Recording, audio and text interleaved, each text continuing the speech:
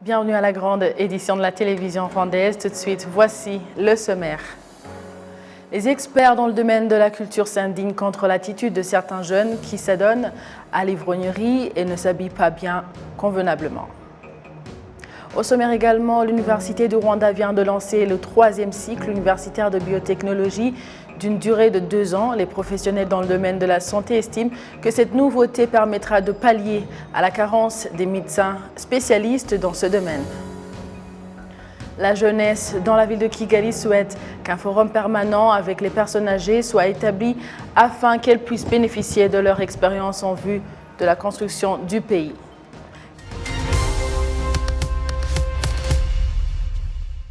Bonjour et bienvenue à la grande édition de la télévision rwandaise. Nous sommes à 3 jours du recensement général de la population et de l'habitat au Rwanda.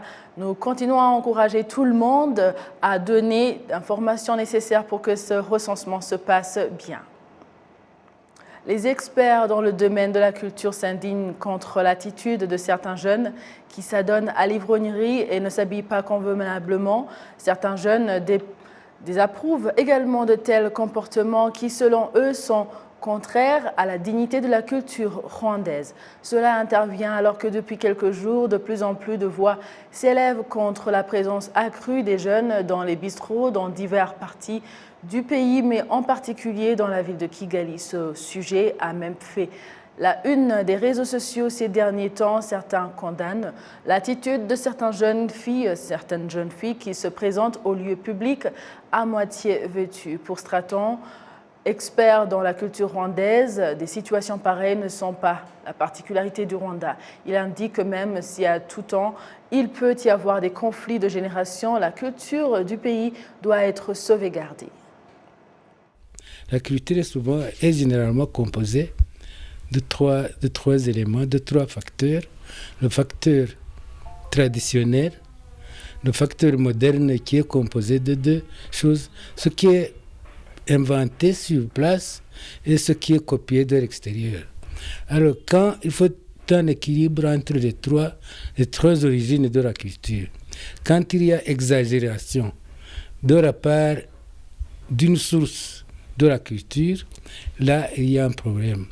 Quand nous adoptons tout ce qui nous vient de l'extérieur et que ce qui vient de l'extérieur dépasse ce que nous créons ou bien ce que nous tirons de nos ancêtres, là il y a un problème.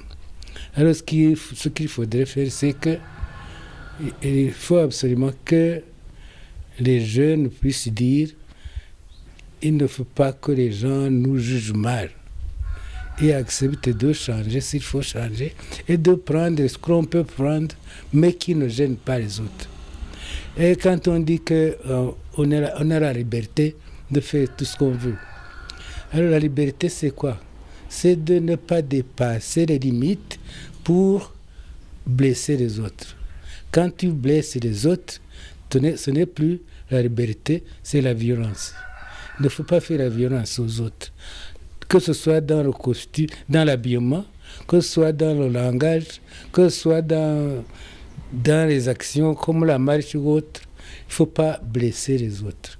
Il faut faire attention aux autres. Chaque fois que vous agissez, vous devez savoir que vous êtes en société, que vous êtes avec les autres et que vous devez considérer leur liberté aussi.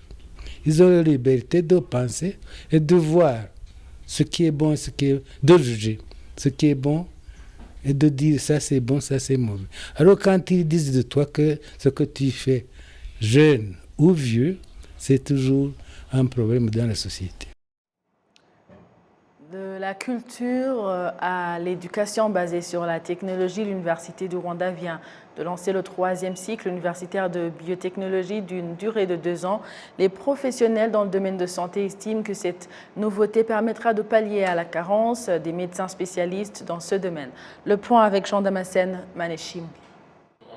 Ce cycle qui vient de voir le jour à l'Université du Rwanda concerne la technologie dans l'agriculture, la fabrication des vaccins, la technologie en agriculture et l'environnement médical.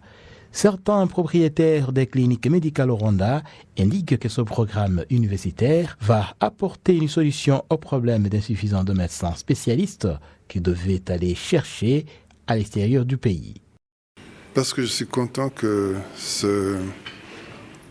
le master en médecine va venir et sera enseigné ici au Rwanda. Ça permettra qu'il y ait beaucoup plus de gens qui vont avoir cette possibilité de faire suivre ce cours. Parce qu'avant, pour faire ça, ils devaient aller ailleurs. Donc maintenant, nous aurons un plus grand nombre. Et je devrais dire qu'en médecine, nous avons un grand problème de spécialistes et des gens qui ont des masters. Et ça va vraiment nous aider et ça va améliorer la qualité des soins dans notre pays. Le directeur du Collège de sciences et technologies à l'Université du Rwanda, le docteur Ignace Katare, indique que si le Rwanda est parmi les pays où des vaccins seront fabriqués, ceux qui étudieront dans cette faculté fourniront des résultats concrets, ajoutant que ces cours vont aider dans le domaine de la technologie, dont l'agriculture moderne. Aujourd'hui, nous sommes en train d'organiser une réunion entre les partenaires autour d'un programme stratégique, d'un programme de master ou de 3e cycle en biotechnologie. Nous savons que la biotechnologie est une discipline qui touche presque tous les domaines. Et pour cela, l'Université du Rwanda a pris l'initiative en partenariat avec un réseau des partenaires universitaires d'établir un programme de master qui va répondre aux besoins de capacité à ce niveau-là. Nous venons répondre aux besoins du pays, mais aussi du continent, parce que ce master a l'ambition de devenir un master régional et international. Et bien sûr, c'est un master spécialisé qui va comprendre des étudiants avec des backgrounds différents. Et nous sommes en train d'envisager un petit nombre, pas plus entre 30 et 20. Il est prévu que ce nouveau cours du 3e cycle débute avec la prochaine année académique. D'emblée, 30 étudiants suivront cette formation avec des stages professionnels dans divers centres hospitaliers, aussi bien au Rwanda qu'à l'étranger, à l'issue desquels ils auront des diplômes internationaux. La jeunesse dans la ville de Kigali souhaite qu'un forum permanent avec les personnes âgées soit établi afin qu'elles puissent bénéficier de leur expérience en vue de la reconstruction du pays. Souhait émis à l'occasion de la Journée internationale de la jeunesse du 12 août chaque année. Jean-Damascène Maneshim. Les jeunes dans diverses parties du Rwanda se déclarent encouragés par les opportunités de développement que leur présente le pays, à travers notamment l'accès à l'éducation pour tous. Ils se félicitent également du renforcement de l'enseignement technique et professionnel au Rwanda, qui est d'une grande utilité dans la création de l'emploi. Ces jeunes souhaitent par ailleurs qu'il soit établi de façon permanente un forum avec les personnes âgées, ce qui leur permettra de bénéficier de leur expérience indispensable dans la construction du pays. Marthe Benimana Mukanwari, âgée de 70 ans, qui a servi pendant 37 ans dans l'enseignement, a fait remarquer que le développement entraîne des changements dans divers domaines de la vie sociale. Il estime que les deux catégories doivent se rencontrer souvent et échanger sur les thématiques de la vie nationale. Cette plateforme permettrait aux plus jeunes de s'inspirer de l'expérience des plus âgés, a-t-elle précisé. Pour l'organisation Never Again Rwanda, l'échange futur entre les jeunes et les personnes âgées contribue largement au développement du pays. C'est une journée qui est très importante déjà pour Never Again Rwanda car nous avons un pilier de nos activités qui est engager la jeunesse. Et donc nous pensons et nous sommes convaincus que la jeunesse avec sa force et les personnes les plus âgées avec leurs connaissances doivent trouver un terrain d'entente pour pouvoir créer un monde dans lequel les deux générations se retrouvent. Il y a un dicton en français qui dit « si jeunesse savait et si vieillesse pouvait ». Donc ça dit clairement la complémentarité qu'il y a entre ces deux générations. Et nous sommes aussi convaincus que la génération plus âgée peut apporter énormément à la jeunesse et cela ne peut se réaliser que quand on a des forums comme celui-ci où les deux générations peuvent se retrouver et parler ensemble. L'objectif de la journée internationale de la jeunesse retenue cette année est de diffuser le message selon lequel des mesures doivent être prises par toutes les générations pour atteindre les objectifs de développement durable et ne laisser personne de côté. Il permettra également de sensibiliser à certains obstacles à la solidarité intergénérationnelle. Les Nations Unies expliquent que la solidarité entre les générations est essentielle au développement durable. Alors que le monde aborde la 3e année de la pandémie de Covid-19, il est particulièrement important de reconnaître et d'aborder ces obstacles liés à l'âge afin de construire un mieux d'une manière qui tire parti des forces et des connaissances de toutes les générations. Depuis ce samedi est organisée à Kigali une campagne de sensibilisation des jeunes filles sur le principe du genre. Cette campagne concerne les jeunes filles de l'école primaire de la 4e à la 6e année. Mokaïlege Julienne, chargée de la promotion du genre et du développement du curriculum à l'Office rwandais pour le développement de l'éducation de base, estime que ces campagnes de ce genre ont permis de réduire des grossesses non désirées et le taux d'abandon scolaire chez les filles comme chez les garçons. Elle ajoute que la sensibilisation a permis aussi à relever le taux de réussite des élèves de l'école primaire.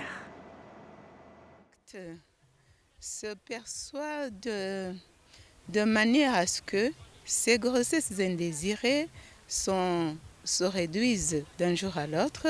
Et puis, il y a aussi le fait que les enfants qui ont eu d'autres enfants, bien sûr, ce sont des enfants mères, peuvent rejoindre l'école. Et puis, il y a aussi cette façon d'empêcher les filles d'aller à l'école parce qu'elles deviennent adolescentes. Et on a sensibilisé les parents, on a sensibilisé aussi les enseignants, de façon que ces enfants ont pu rester à l'école et continuer leurs études à la normale. Ce programme a également changé la vie des parents, comme l'a fait entendre l'organisation Building Learning Foundation, qui mène ce programme en partenariat avec l'Office rwandais de développement de l'éducation de base au Rwanda. Mais si je parle d'un avenir dans 5 ans, je peux commencer par ce que nous avons pu réaliser dans les années passées. Donc, si vous visitez les écoles, ou bien si vous parlez aux enseignants et aux organes nationaux qui mettent en œuvre le projet, vous allez voir que les performances des enfants ont abouti à une échelle suffisante, je dirais même remarquable. Et même si vous discutez ou bien si vous analysez les données des agences nationales chargées des examens, vous allez voir que maintenant le taux de réussite a un peu augmenté de la part des filles et de la part des garçons. Donc dans 5 ans, je dirais que nous rêvons à un autre programme, mais pour le moment BLF se termine bientôt et je ne peux pas projeter en faveur de BLF, je peux projeter en faveur de l'éducation en général. Environ 116 000 ménages du district de Muhanga ont bénéficié de cuisinières écologiques dans le cadre d'économiser le bois de chauffage et de protéger l'environnement à travers le budget national des 2 derniers exercices. Et les experts en environnement indiquent qu'il est important de renforcer ce programme dans le cadre de la protection de l'environnement. Le récit de Nancy Oumulingawase. Mukanziga en Ossiette, une dame qui prépare régulièrement à manger pour sa famille dans un espace ouvert aménagé pour y faire du feu, a depuis près de 4 ans vu sa cuisine différemment. C'était après qu'elle ait décidé d'utiliser la cuisinière écologique que la préparation de leur nourriture est devenue facile. J'utilise actuellement la 5e du bois de chauffage que j'utilisais à la base par semaine. Cette nouvelle méthode de cuisson est appréciable dans le sens où la cuisine est propre d'un côté et aérée d'un autre, en plus du fait que les enfants ne tombent malades comme ayant aspiré de la poussière et de la fumée comme avant. Comme dans d'autres districts, le secteur de Chiesa a demandé à ce que le nombre de ces cuisinières écologiques soit augmenté pour le bien-être de la population et la protection de l'environnement. Nos ancêtres étaient un bon exemple pour nous. Ils utilisaient les branches qui étaient presque à terre dans les forêts. Et au final, ils avaient un beau feu comme celui du bois de chauffage.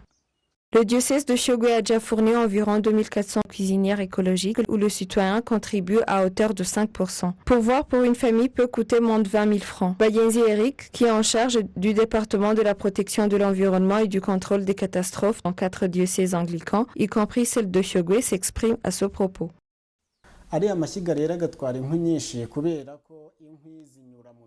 Le réchaud qui était utilisé gaspillait le bois de chauffage car il y avait 3 endroits où sortait la fumée. Et le feu, au lieu de s'élever pour toucher la marmite dans laquelle on prépare la nourriture, passe par le même endroit en majorité. Cette nouvelle méthode vient relever le défi de gaspillage du bois de chauffage qui à présent peut réduire les combustibles à près de 70%. Badienzi Eric souligne que plus d'efforts sont nécessaires dans ce programme pour que d'autres ménages en bénéficient également à un point satisfaisant. 76 ménages du district de Muhanga ont bénéficié de cuisinières écologiques pour faciliter en termes de cuisson quotidienne provenant du budget national des 2 derniers exercices. Nancy Umulingawase, télévision rwandaise. On ne compte plus que les heures pour que les activités de numérotation des maisons prennent fin et que le recensement général de la population et de l'habitat commence. Les résidents de tout le pays se disent prêts pour que ce grand rendez-vous se passe comme prévu. Les agents recenseurs sont répartis sur toute l'étendue du territoire national pour se rassurer que ce recensement général de la population et de l'habitat se passe sans aucun souci. Le maire du district de Kirehe, Bruno Langila, indique que tout se passe bien et affirme que cette activité est bien planifiée de sorte qu'elle prenne fin au moment déterminé à la base. L'Institut national de la statistique au Rwanda affirme qu'en raison de l'utilisation de la technologie, il est plus facile pour les agents recenseurs de connaître les maisons qui ont été déjà numérotées et ils vont connaître également les maisons qui ont été rendues publiques et feront en sorte que toute information soit enregistrée et qu'elle soit correcte. Le recensement général de la population et de l'habitat est prévu du 14 au 30 août de cette année 2022.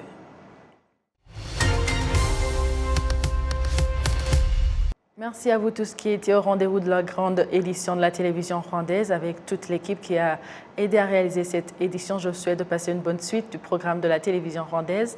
Vous étiez avec Amandine Dikumasabo. À la prochaine et d'ici là, portez-vous bien.